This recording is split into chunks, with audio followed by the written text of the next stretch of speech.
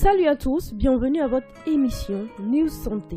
Une émission qui vous donne des informations sur la santé des personnes, des informations sur l'écologie également.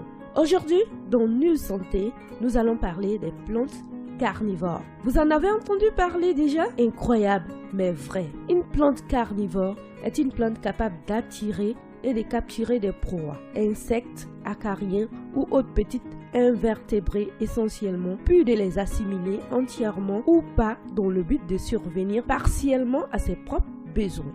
Il y en a de plus de 700 espèces de plantes carnivores au sens très connu au début du XXIe siècle.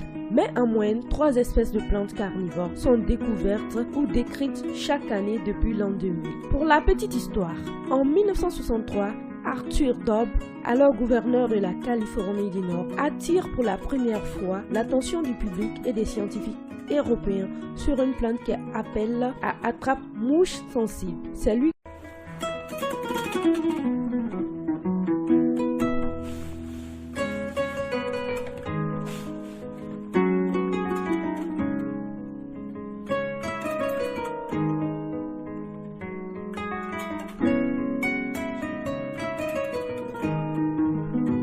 sort cette appellation plante carnivore. Des spécimens vivants sont envoyés en 1968 en Angleterre où le botaniste John Ellis est le premier à soupçonner son mode de nutrition. Il lui attribue la dénomination officielle de l'espèce, la Dionée attrape-mouche, et adresse à Carl von Linné un spécimen desséché et une description détaillée de la plante. Mais le naturaliste suédois, doutant de son carnivorisme, préfère classer le phénomène en miraculum naturel. Le considérant comme extraordinaire et accidentel, il nomme la plante Venus flytrap, c'est-à-dire Vénus attrape-mouche, en s'inspirant de Vénus, déesse de l'amour et de la beauté dans la mythologie romaine. La carnivorité de la Vénus attrape-mouche n'est démontrée que par Charles Darwin qui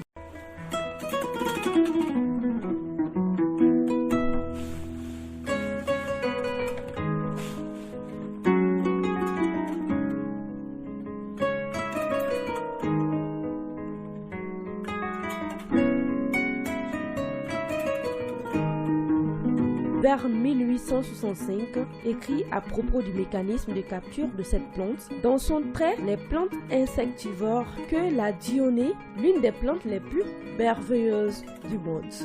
Parlant de son côté écologique, les plantes carnivores se différencient du reste du règne végétal par la capacité à attirer, capturer et digérer leurs proies. Une plante capable uniquement de capturer et éventuellement des dégradations, mais incapable d'assimiler sa proie, est qualifiée de pré-carnivore en référence à son potentiel évolution vers la carnivorité. Les bactéries aidant à l'assimilation sont qualifiées de proto-carnivores. Chez les plantes carnivores, le régime carnivore est apparu 6 fois dans 5 ordres différentes au cours de l'évolution. Si un grand nombre d'espèces de plantes carnivores se situent dans la région tropicale, on peut néanmoins trouver des spécimens sous presque toutes les latitudes. Ces plantes poussent la plupart du temps dans les sols pauvres en azote et en phosphore tels que les tourbières. La carnivorie est une adaptation à des environnements pauvres qui leur confèrent un avantage écologique leur permettant de les coloniser.